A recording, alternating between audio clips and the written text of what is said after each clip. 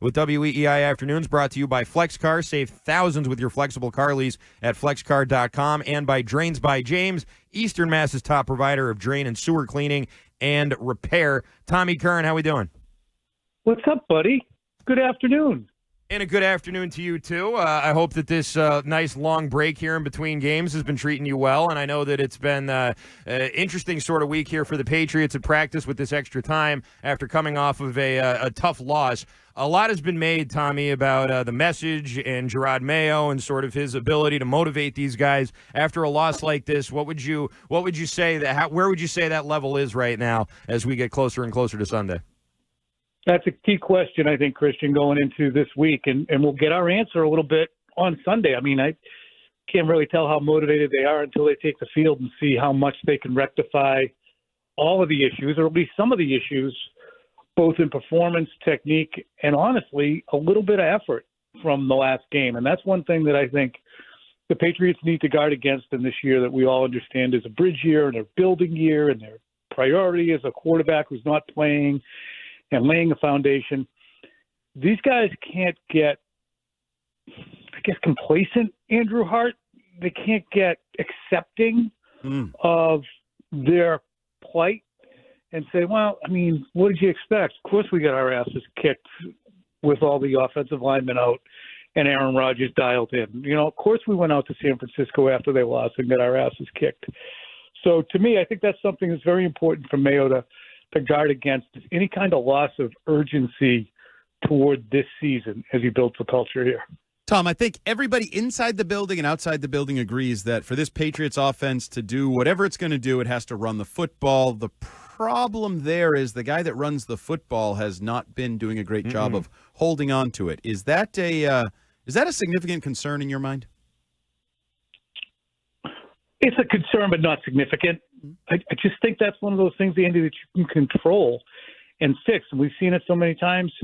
And those folks in the listening audience who remember Kevin Falk, Patriots Hall of Famer, he was a friggin' disaster. He was single-handedly responsible for 35 points. I remember adding it up in 2000. He was their lead back in 2000 when Charlie Weiss and Bill Belichick came in. He couldn't hold on to the ball. He fixed it. If this is, an issue that is turning into a trend with Ramondre Stevenson, he can fix it. But it is right for them to mention it. And don't you find it interesting a little bit, too, the way Drake Maye can look at something and say, yeah, I'm seeing it, too. It's got to stop. Yep. In the way that Bill would talk around it. Yep, I love it. The offensive line, everything. I love just the matter-of-fact way that he acknowledges that, yeah, that elephant sitting in the corner is actually an elephant. We should probably get it out of here before it stomps on us. Exactly. Yeah, pretty much sums it up. All right, well, with that in mind, the other big issue, and I think one that Mike Reese wrote about today as being the biggest issue on this team, offensive line and pass protection. Would you agree with that assessment, that offensively it starts there and that's the main thing they have to fix this weekend? 1,000,000%. With coming up quietly on the outside, the lack of contain and edge setting defensively and the disastrous tackling, which shouldn't have gone away, but you can't play the game if you can't protect the quarterback and score points. You can't possibly even hope to score points. But, I mean, same as it ever was. I love Mike, and Mike is one of my best friends, and I'm sure he would acknowledge this too. It's the same issue it's been for 3 friggin' years. Of course it's an issue. Tom, there's that was one of those pregnant pauses that I wasn't sure whether there was more answer. Engage me. I mean, what? I would try not to talk over you because we both talk at the same time. Nobody can hear. Yeah, I didn't know if you had more there. It's never totally clear. So, Tom, obviously the same damn topic has been the same damn topic for, August, early September, the quarterback position. When are we going to see Drake Maye? You had a great interview with Dante this week that I truly appreciated. But the question I want to ask you is, a lot of people seem to think or assume now that Drake Maye wants to play Drake Maye, and it's either Elliott Wolf or Elliott Wolf combined with Alex Van Pelt that are slow playing it, and the ones in the background saying, no, he's not ready, we're not doing this, that's not the right time. Do you think there's any truth to that? Is there any sort of a divide between Mayo and Van Pelt Wolf? I read Andrew Callahan's story. I wish I could quote from it right now, because I think that would be the most concrete example of someone saying what you're referring to. And Andrew says, yeah, I admit I'm cherry picking these quotes, and this is merely a gut instinct on what I believe, but I think he wants to start May. And I think that there is probably an element of Gerard Mayo that says, man, I can't watch this right now with Jacoby. Would it be a little bit better if we had Drake out there running around? And that is a tiny little – I think it's a tiny little devil on everyone's shoulder. And, again, that's the transparency of Mayo is, you know, he won't totally slam the door and say, look, we have a plan. I told you we had a plan. We're sticking to the plan. No matter how enticing it might be when Jacoby's getting pummeled, to think about would it look different if Drake Maye was running around making people miss. We're not doing that because it'll ruin him, and it's going to end up with him back on the bench or looking like Sam Darnold or Mac Jones or Bryce Young. So no matter how tempting it is for all of us, we're not doing it. But he can't bring himself to do that, can he? No, he can't. But I guess the question that still lingers there, Tommy, is ideally – what would the plan look like if everything went perfectly for the Patriots this year? When would we even see Drake Maye? No, I don't think we would.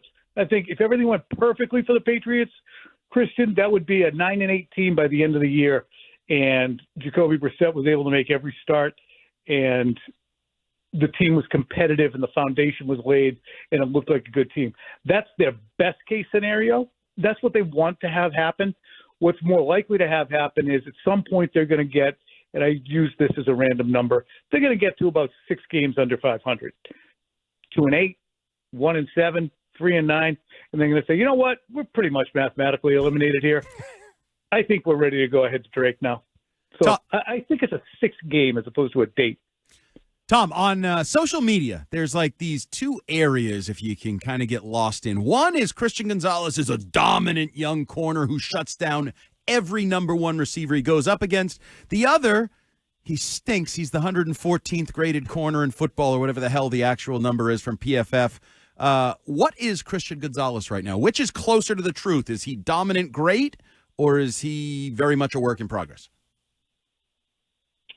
He's a work in progress, but he's a ball of clay it's a very high quality. Ooh.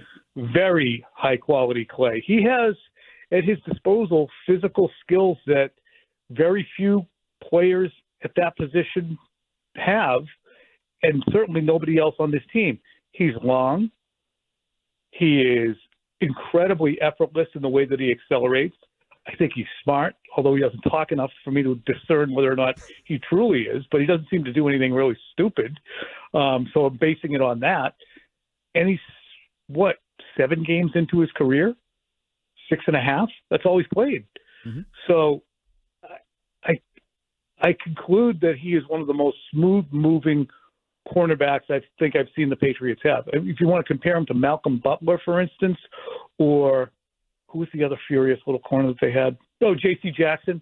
I would take a Christian Gonzalez type every single time. Just big, long stealth as opposed to those little Tasmanian devil corners that J.C. Jackson and Malcolm Butler were. So he's a very good player on a bad team. We'll see how good he is when they get good. All right, it's now time for Tommy Curran's Flex of the Game, presented by FlexCard. Ditch the dealership and save thousands with FlexCard. Tommy, I feel like everybody's counting the Patriots out this weekend. It's a good Niners team, not a great one. They're 1-2 as well. What can the Patriots do? Can they compete in this game? Could they even win this game? I'm going to have to put a flex out there that says absolutely not. The worst thing that could have happened to the Patriots last weekend actually happened, and that's the Rams came back and were gifted a game by the Niners. So now the Niners have full attention on the Patriots. And the flex of the game is delivered by Nick Bosa, who said, we have to feel this one, meaning the loss to the Rams. They didn't want to turn the page. They wanted to let it sink in how badly they blew that game. So bad spot for the Patriots against a team that is much more talented, despite its injuries. All right, we'll leave it right there then. Tommy Curran, thanks so much for the time. As always, we'll talk to you again next Thursday.